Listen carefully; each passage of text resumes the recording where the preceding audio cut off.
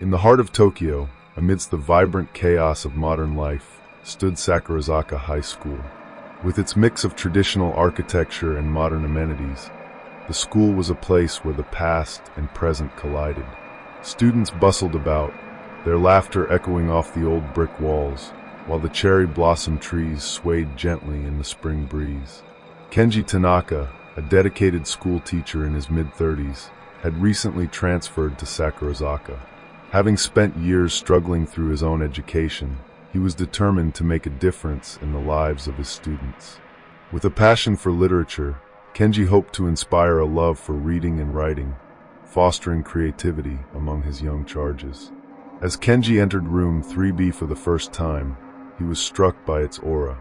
Dust motes danced in the shafts of sunlight streaming through the tall windows, and the smell of old books filled the air.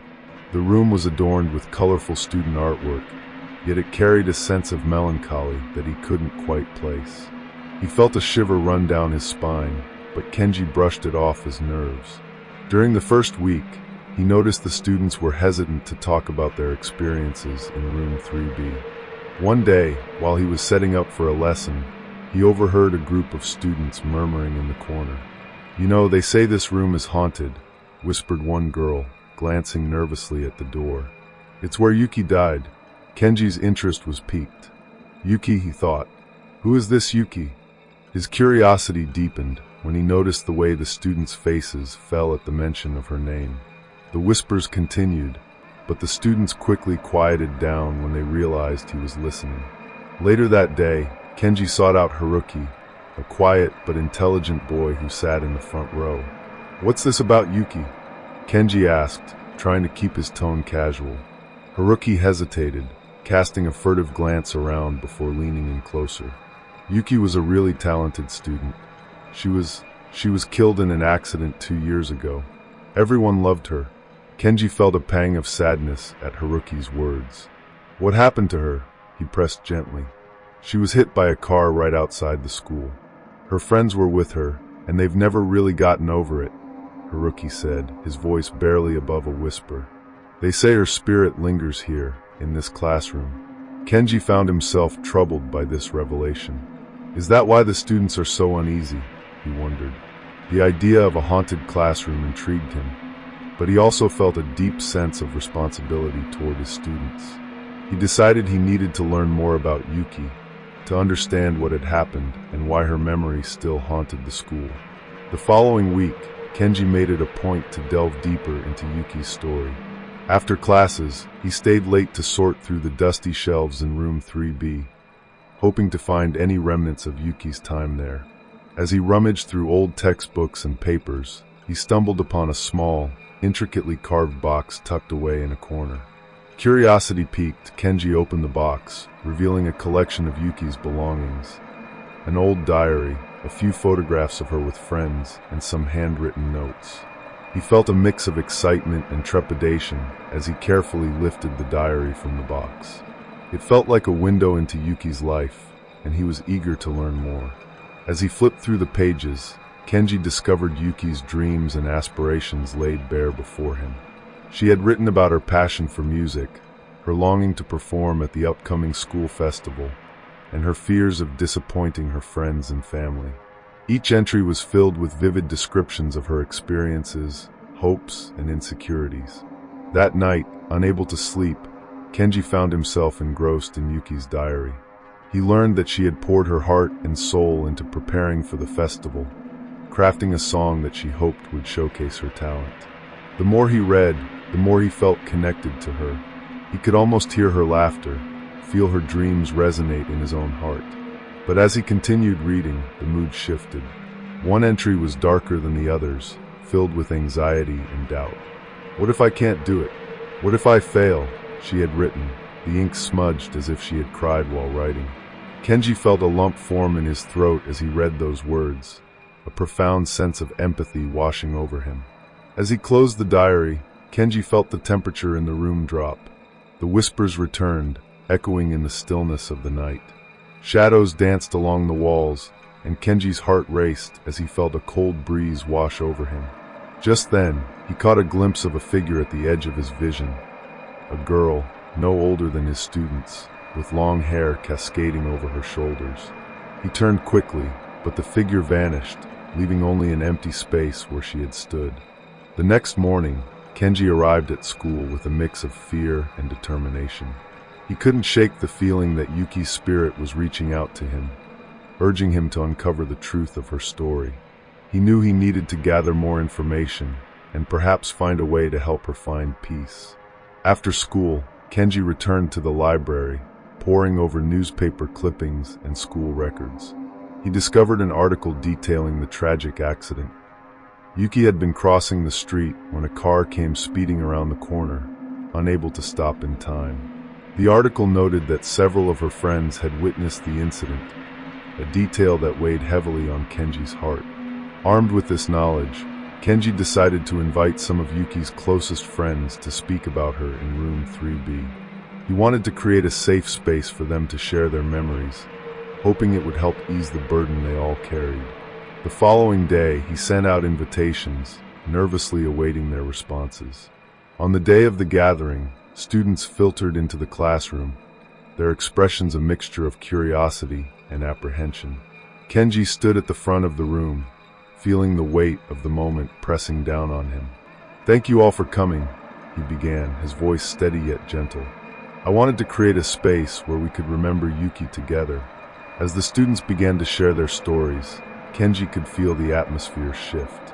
Laughter mingled with tears as they recounted memories of Yuki's infectious smile, her kindness, and her love for music. One girl, Sakura, shared a poignant story about how Yuki had once comforted her during a difficult time, a testament to Yuki's caring nature. Then Haruki spoke up, his voice trembling.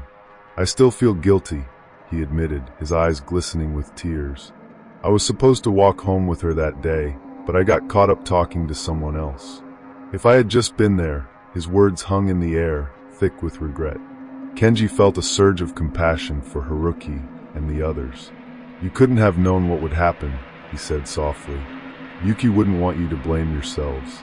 She was so full of life and had so many dreams." As they continued to share, Kenji noticed the shadows in the room flickering, and he felt a presence surrounding them.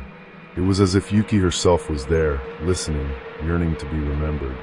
The air grew thick with emotion, and Kenji realized that this was a moment of catharsis for all of them. Just as the discussion reached its emotional peak, a sudden chill swept through the room. The lights flickered, and the students gasped. Kenji felt a rush of fear but steadied himself, understanding that this was Yuki's way of making her presence known. "Yuki, if you're here with us, we want to help you," he called out, his voice strong and clear. The following days were a whirlwind of emotions as Kenji and the students prepared for the annual school festival. They had decided to honor Yuki by incorporating her song into their performance, a way to celebrate her life and the joy she had brought to those around her. As they practiced, Kenji noticed a change in the classroom atmosphere. The whispers had quieted, replaced by laughter and music. The students were more engaged, pouring their hearts into the rehearsal, and Kenji felt a renewed sense of purpose. He could feel Yuki's spirit guiding them, her energy infusing the space with positivity. However, as the festival approached, the hauntings intensified. Kenji experienced vivid nightmares, reliving the day of Yuki's accident. In these dreams, he saw her crossing the street, the screech of tires echoing in his mind, followed by darkness. He would wake up in a cold sweat, feeling an overwhelming sense of urgency to uncover the truth. On the night before the festival, Kenji gathered the students for a final rehearsal. The atmosphere was electric with anticipation, yet an undercurrent of anxiety ran through the group. As they finished their run-through, Kenji decided it was time for one last heart-to-heart. "Tomorrow, we're going to perform something special," he said, looking each student in the eye. "But it's not just about the music. It's about Yuki. We need to remember why we're doing this, to honor her memory and the impact she had on our lives. Let's show everyone the beautiful person she was." The students nodded, their expressions resolute. Just then, a chill swept through the room, and Kenji felt a presence lingering. He glanced around, and for a brief moment, he saw Yuki's spirit hovering in the corner, smiling gently. It was a sign that she was with them, urging them to move forward. As they prepared to leave for the night, Haruki lingered behind, looking troubled. "What if I can't do it?" he confessed, fear clouding his voice. "What if I let her down?" Kenji placed a reassuring hand on his shoulder. "You won't let her down. Just remember, she believed in you. She wants us to succeed, not just for her, but for ourselves." Haruki nodded, but Kenji could see the doubt still lingering in his eyes. That night, Kenji lay in bed, his mind racing. He couldn't shake the feeling that the performance was a pivotal moment, one that could either free Yuki's spirit or bind it to the earth forever. As sleep finally overcame him, he hoped that he could find the strength to help Yuki move on. The day of the festival arrived, bustling with energy and excitement. Colorful decorations adorned the school grounds, and students showcased their talents at various booths. Laughter and chatter filled the air, yet Kenji felt a heavy weight in his chest, knowing the stakes were high. As the time for their performance approached, Kenji gathered the students backstage. They were dressed in matching outfits, a symbol of unity, yet he could sense the tension radiating from them. Kenji reminded them of their purpose: to honor Yuki, to celebrate her life, and to embrace the joy she brought to the world. As they stepped onto the stage, the audience fell silent. The spotlight illuminated the students, casting long shadows behind them.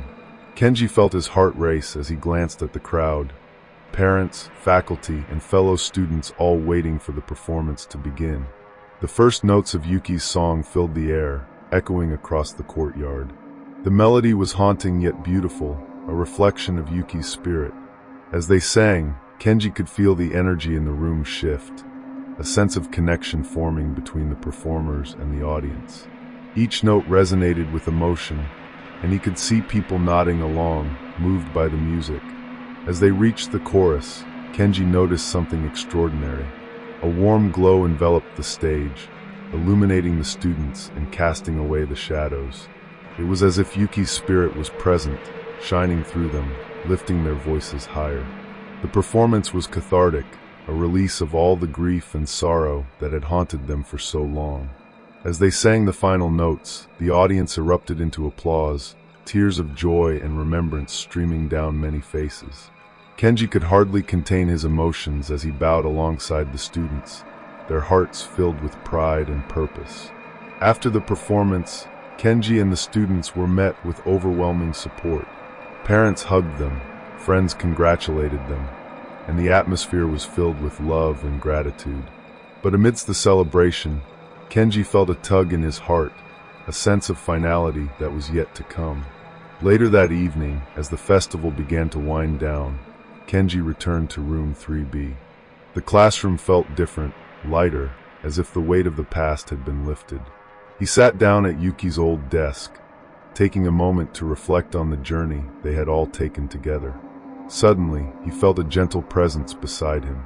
The air shimmered, and there stood Yuki's spirit, radiant and peaceful. Kenji felt tears welling in his eyes as he realized what this moment meant. "Thank you," she whispered, her voice like a soft breeze. "You've given me the gift of remembrance." As Yuki's spirit began to fade, she turned to the students who had gathered in the doorway, watching in awe. "I can finally rest," she said, a serene smile gracing her lips. Kenji felt a wave of warmth wash over him, a confirmation that they had fulfilled their purpose. With Yuki's departure, the classroom seemed to come alive, a vibrant reminder of the bonds they had forged. Kenji looked around at the students, their faces illuminated by joy and relief. They had not only honored Yuki's memory, but had also formed a deeper connection with one another, turning their grief into something beautiful.